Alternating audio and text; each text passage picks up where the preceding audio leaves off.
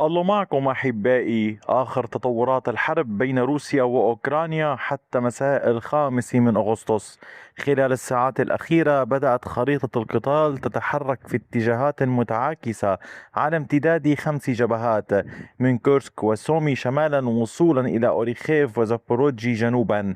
واللافت في تطورات هذا الفيديو مساء أن الجيش الروسي لا يتحرك داخل أوكرانيا فقط، بل يعمل أولا على استعادة نقاط داخل مقاطعة كورسك الروسية بقيت تحت السيطرة الأوكرانية منذ عملية الاختراق السابقة، ثم واصل تقدمه حتى تمكن من السيطرة على إحدى البلدات الحدودية.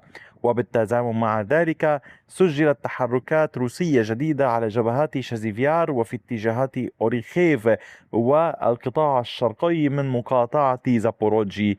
لكن الخريطة لا تتحرك في اتجاه واحد، فالجيش الأوكراني حقق تقدما مستمرا على جبهة اليمن، وسنوضح بالأرقام نسبة السيطرة الحالية لكل طرف، وما إذا كان هذا التقدم قادرا على تغيير ميزان المعركة هناك.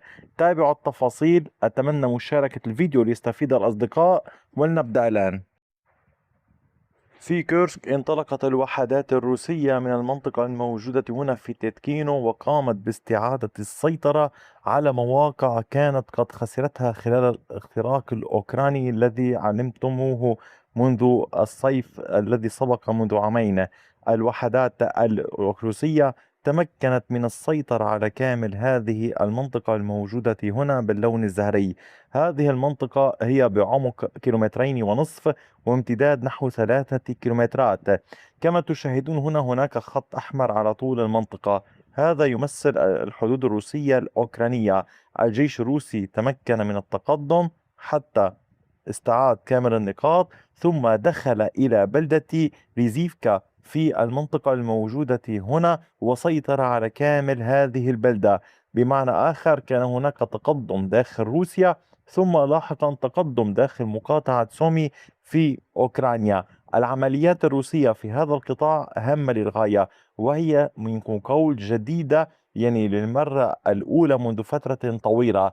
العمليات في هذا القطاع هامة. لماذا؟ لأنها تقع تقريبا في الوسط بين العمليات الروسية الموجودة في هذا الاتجاه من سومي وبين العمليات الروسية الموجودة في هذا الاتجاه من سومي، وهي تقع أيضا على مقربة من أحد الطرق الرئيسية. كما تلاحظون هذه هي البلدة التي سيطر عليها الجيش الروسي، وهذا إحدى الطرق الرئيسية المؤدي إلى مدينة سومي. فهل يريد الجيش الروسي قطع خطوط الإمداد؟ هل يريد إشغال الجيش الأوكراني الموجود في هذه المنطقة؟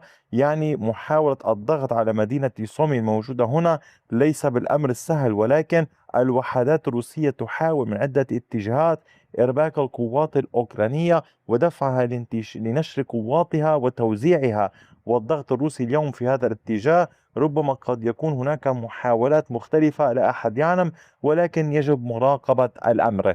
وفيما يتعلق بالعمليات الروسية باتجاهات أخرى، كان الجيش الروسي قد واصل تقدمه في اتجاه أوريخيف. الوحدات الروسية حسنت مواقع سيطرتها في نوفودانيديفكا، ثبتت نقاط سيطرة على مجموعة من المنازل وإحدى الأحراش ضمن هذه المنطقة باللون الزهري. كما تلاحظون هذا التقدم كان بعمق 290 مترا وامتداد 940 مترا كحد أقصى، ولكن كان اللافت أن الجيش الروسي تحرك بشكل أكبر وفعال في هذا الاتجاه، حيث كما أشرت لكم صباحا اخترق باتجاه أوريخيف إحدى المجموعات. طبعا فيما يتعلق بهذه المنطقة كانت تحت السيطرة الأوكرانية، مع ساعات المساء تحولت إلى منطقة رمادية، ساحة قتال بين الوحدات الروسية التي تحاول الاختراق باتجاه أوريخيف وبين القوات الأوكرانية التي تحاول الدفاع عنها وتحاول قدر الإمكان منع الجيش الروسي من تحقيق ذلك. وبالتالي نحن اليوم أمام مشهد، يعني معركة على مشارف أوريخيف، وهذا بحد ذاته تطور كبير. أيضا هذه العمليات، عمليات الاختراق الروسية التي تنفذ في اتجاه نوفودانيليفكا، يمكن أن تتحول لعمليات باتجاه مالوتوكماشكا والضغط على الجيش الأوكراني فيها شرقا وغربا. وهذا أيضا أمر هام، محاولة قطع الإمدادات عن مالوتوكماشكا من هذه الجهة.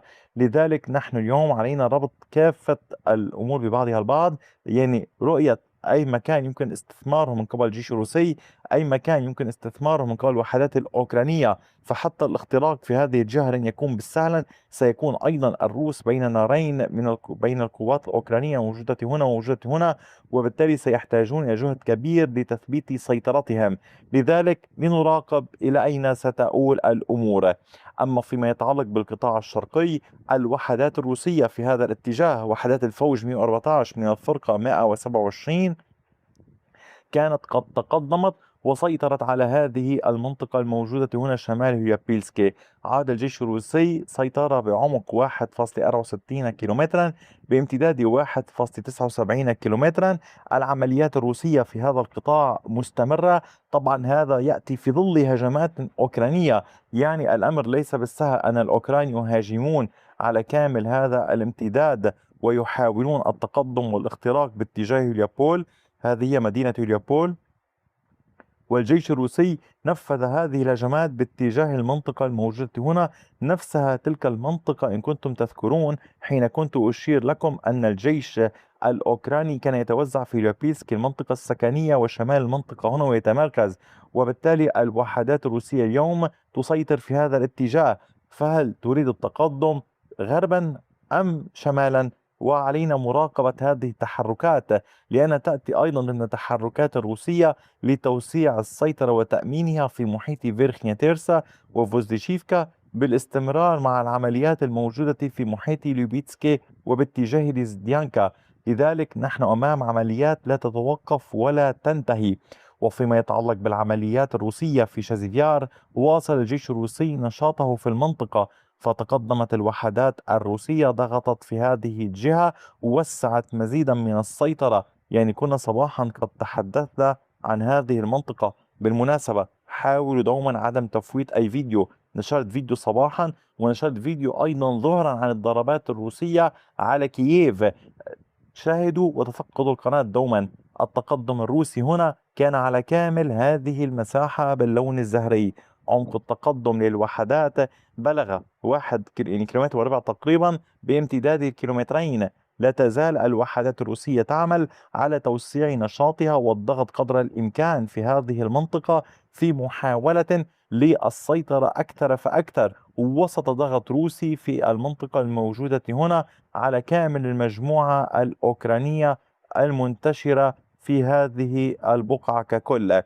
أما فيما يتعلق بمدينة لمن، هنا نصل إلى التحركات الأوكرانية. فكما قلت لكم في بداية الفيديو، الخريطة لا تتحرك باتجاه واحد، والجيش الأوكراني أيضا ينفذ عمليات. هذه العمليات أدت إلى توسع أوكراني.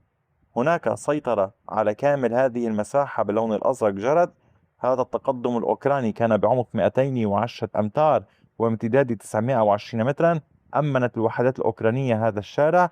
الأمر الإضافي الآخر أن الأوكران ضغطوا بشكل أكبر، فتوسعت المنطقة الرمادية الموجودة هنا، فدخلت القوات الأوكرانية أحياء مختلفة في هذا الاتجاه، وبالتالي بات لدينا اليوم نسب سيطرة مختلفة. ما هي؟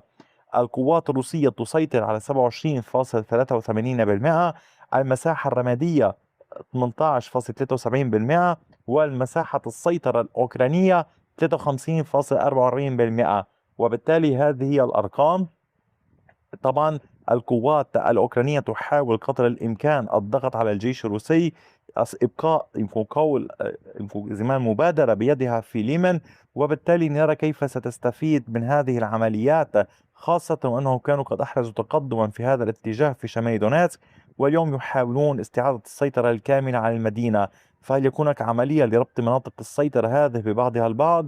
علينا الانتظار. حتى ذاك الحين أعود أطلب من حضرتكم مشاركات مكثفة للفيديو، تفاعل كامل، تأكد أنكم تشاهدون جميع الفيديوهات.